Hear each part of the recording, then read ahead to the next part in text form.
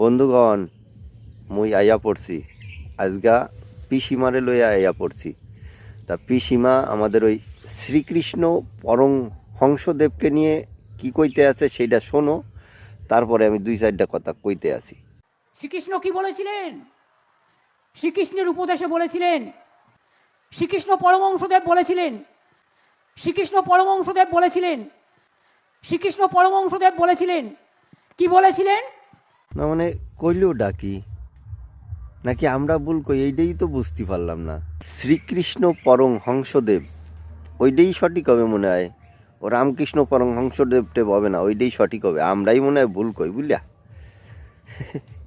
আমরাই ভুল কই। যাজোর কয় সুইরি তোর পেছনে কেন ফুডা, বিষয়টা এমন হয়ে গেল না। না মানে কিছুদিন আগে আমাদের প্রধানমন্ত্রী বঙ্কিমচন্দ্রকে বঙ্কিমদা বলাতে, হ্যাঁ, আমাদের এই পিসিমা আর পিসিমার কিছু চেলা চামুন্ডারা এমনভাবে সোশ্যাল মিডিয়াটাকে এবং নেট দুনিয়াটাকে তোলপাড় করে ফেলছিল, মানে মনে হয়েছিল বিরাট কিছু একটা ভুল করে ফেলাইছে প্রধানমন্ত্রী। মানে কি,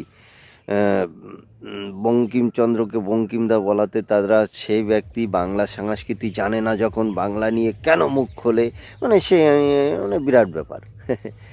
তা যারা এই বঙ্কিমচন্দ্রকে বঙ্কিমদা বলাতে যাদের গায়ে ফুসকা পড়ছিল, তারা কি এটা দেখেনি বা শোনেনি যে আমাদের শ্রীকৃষ্ণকে, আমাদের ইষ্ট দেবতা শ্রীকৃষ্ণকে তিনি শ্রীকৃষ্ণ পরমহংসদেব বানিয়ে দিল।